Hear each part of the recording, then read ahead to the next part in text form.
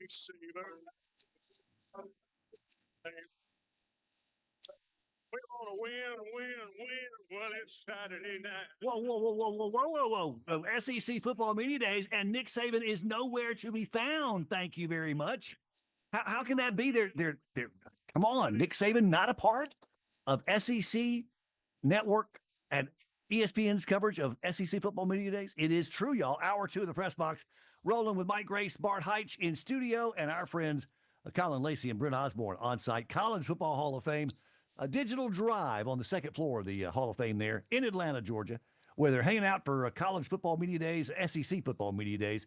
Day three. Later in the day, you've got Alabama, you got Mississippi State, you got Florida, and you got Oklahoma. And the guys have been talking to folks throughout. And while they don't have Nick Saban, they do have Laura Rutledge, y'all.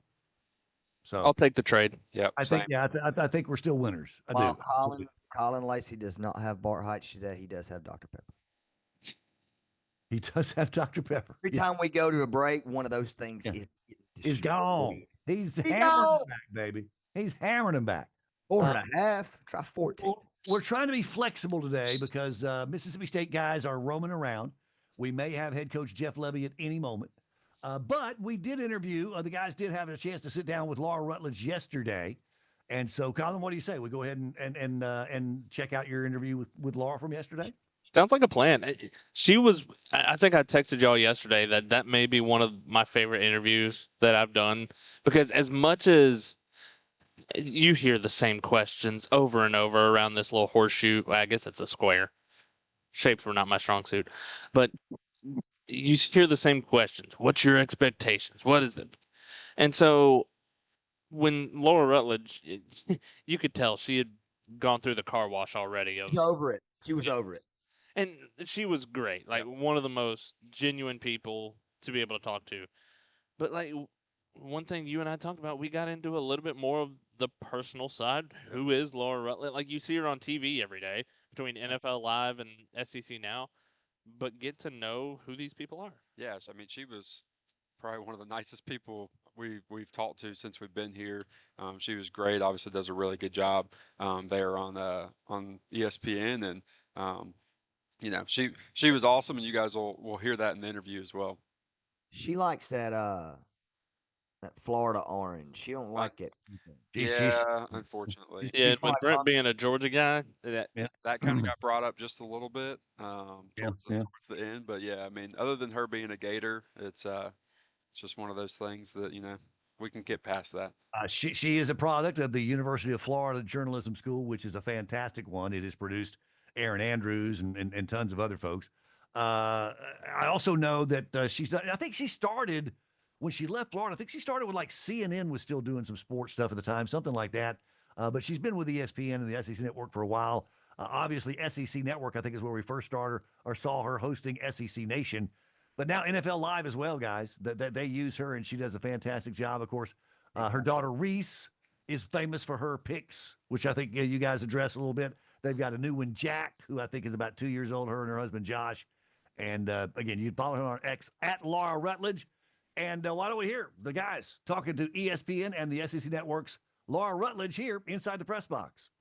catching up with Laura Rutledge from ESPN here at SEC Media Days. And before we get too deep into the minutia of what the SEC and college football is, we talked about it earlier on this week that the thing that impresses me so much about you, you're able to go from college to NFL every week, and it's seamless and one of the best to do it.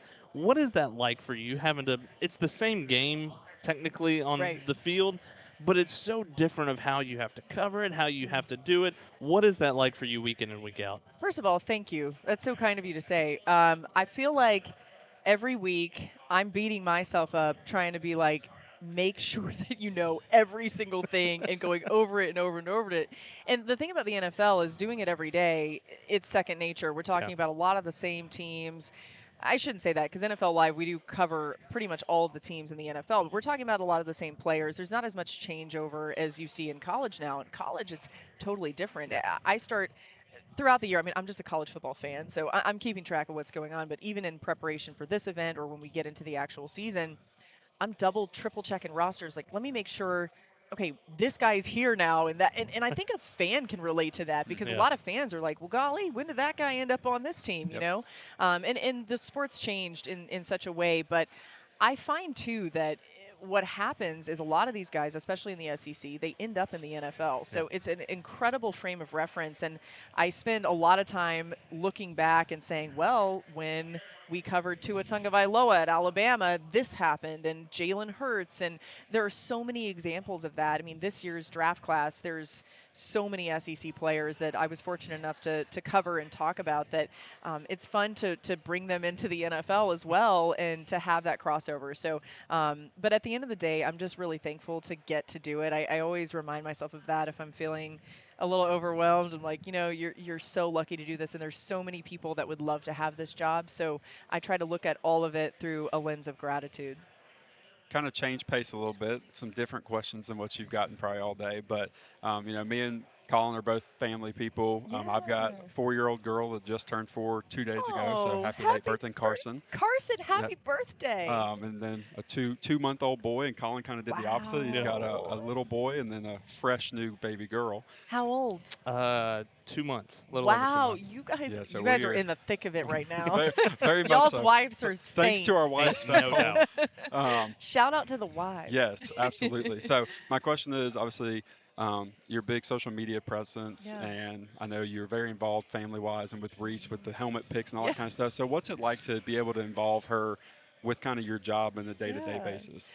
It's a blessing. I mean, there was a large portion of like the early part of my career where I didn't think it was possible to have kids and do this. I just couldn't see it. It wasn't that anybody told me it wasn't possible. I just had a hard time envisioning that, and I definitely didn't think it'd be possible to have two. So I feel it's such a blessing. I say thank you prayers every day for these children and that we're able to make it work. My husband is a saint. Josh is the best. But aside from that, I think it's been really neat seeing Reese just develop a passion for this. And the way that the helmet picks started is actually so funny. Not a lot of people know this story, but back in the pandemic in 2020, we didn't travel the show.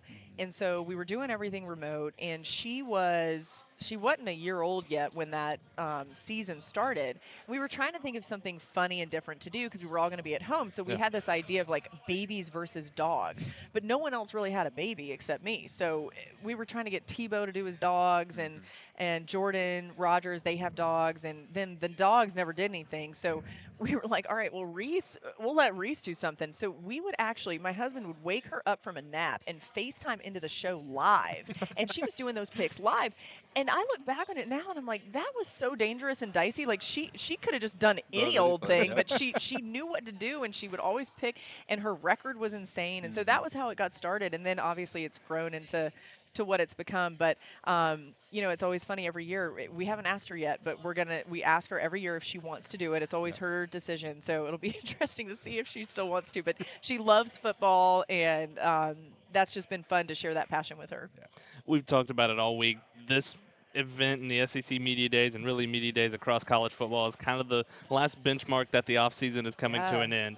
When you get into late August, when football starts ramping up, what's the biggest question you have between now and then in this SEC?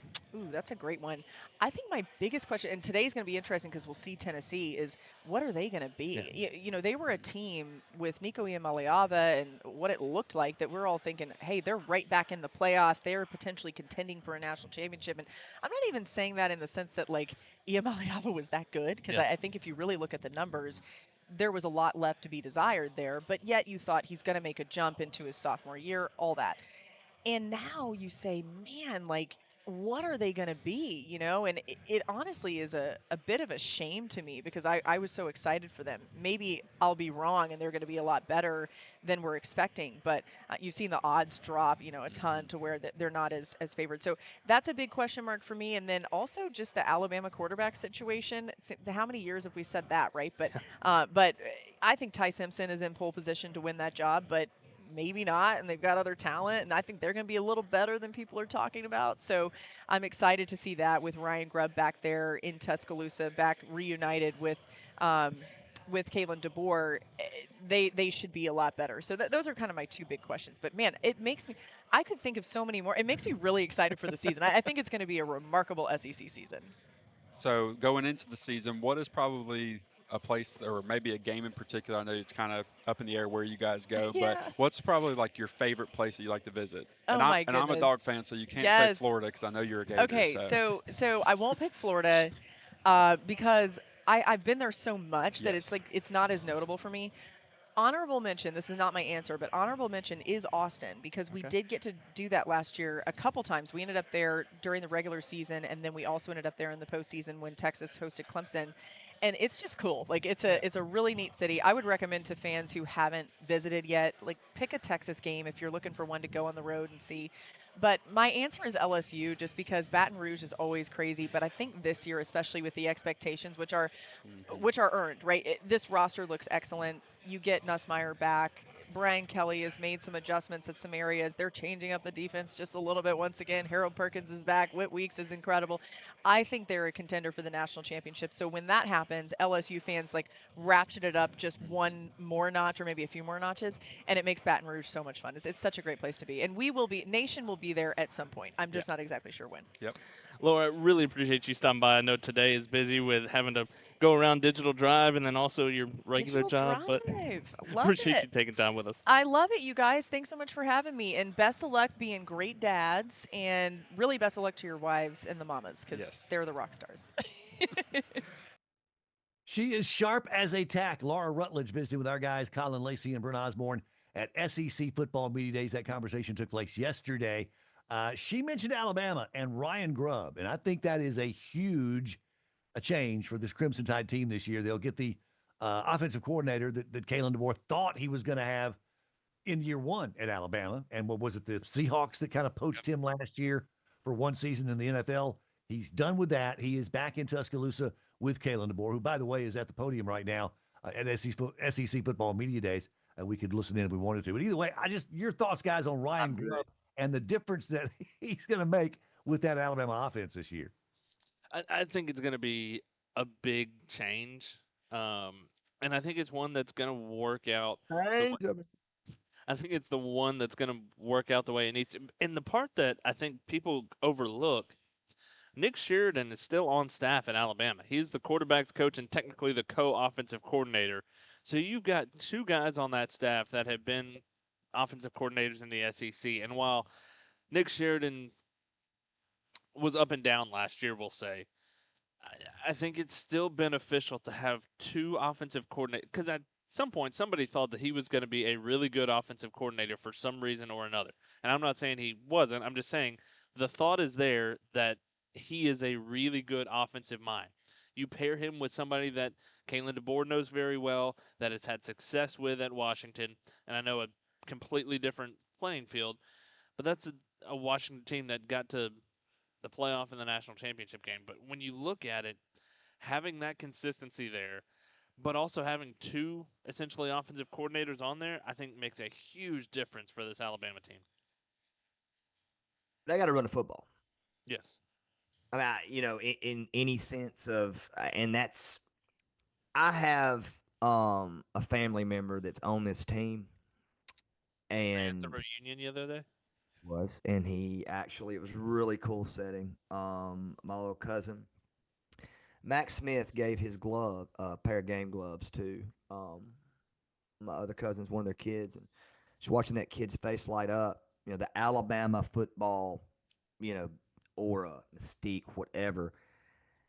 It's kind of lost a little luster pretty quick over the we're not talking about Alabama, guys. We're not in the senses, obviously there's the go, but I'm just telling you, man.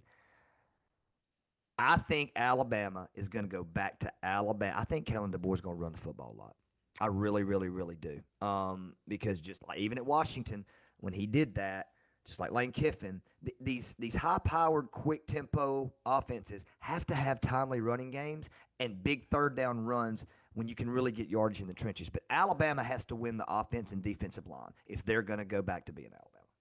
One question for Bama this year, and it involves the quarterback. We know Ty Simpson, as Laura said, is in the pole position. Love that she used the racing analogy there. The pole position for the quarterback job. If I were to say that Bama's quarterback situation this year is better than it was last year, Or are you going to scoff at me? Look, when Jalen Milroe was talented and freakishly so, and was capable of doing some incredible things and making some incredible plays. But he was also as inconsistent as they come and capable of being awful at times, okay? Missing wide open guys and other things. So that's my question. Could Bama get better quarterback play from Ty Simpson this year than they got from Jalen Milroe a year ago? Basically, what you're saying is, do you want the game manager mode versus the Playmaker mode? Yeah. Good question. What do you think, Steve? I think you can get. I'll take Milroe. I think you can get more consistency out of Ty Simpson, and you won't have the high end of Jalen Milroe, but I think you don't have the peaks and valleys of Milroe that you had at times. Well, the other thing was they didn't run the ball last year. No. Right? If you're getting 3 yards a clip, like Lane Kiffin said, you ain't ever gonna come off the field and punt. That's just a fact, man. And I back to basics, in Alabama. I think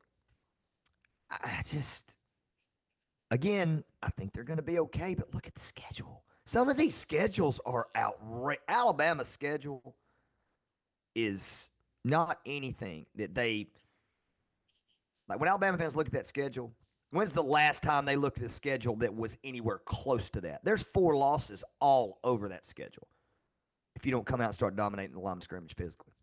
Well, and I think the other interesting thing is going to be is, I agree they're going to have to run the football, but the other thing they're going to run into is that with Ryan Williams, arguably one of, if not the best wide receiver in the country, teams know about him now. He's not a secret. So, so I think that's going to be a huge factor as well. As they're going to have to run the football because teams are going to be double covering him, and if they don't, then they're dumb. Do they use him, Brent? You're a football coach. Do they use him as they kind of did Devontae Smith in that backfield type swing pass, a lot of motion, creating matchups type deal to cheat the run game and put him in open space? I think that's what they're going to have to do. I think they're going to have to get – I mean, when you've got an athlete like that, you're finding any way to get the ball to him.